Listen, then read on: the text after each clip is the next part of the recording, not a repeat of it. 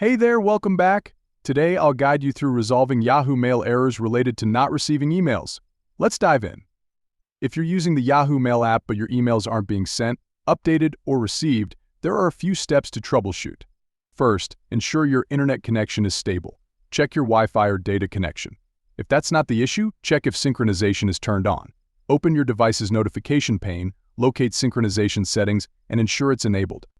If not, turn it on and return to the Yahoo Mail app. If the problem persists, check for updates. Head to the App Store or Google Play Store, search for Yahoo Mail, and if an update is available, install it. Once updated, check if the issue is resolved. If not, try force stopping the Yahoo Mail app. Long press on the app icon, tap on Info, then force stop. Next, tap on Storage, then clear cache, and if needed, clear data to delete user data. Afterward, log back into your Yahoo Mail account. This should resolve the error of not receiving emails. And there you have it, that's how you can fix Yahoo Mail not receiving emails error. If you found this video helpful, don't forget to like, subscribe, and hit the notification bell. Thanks for watching.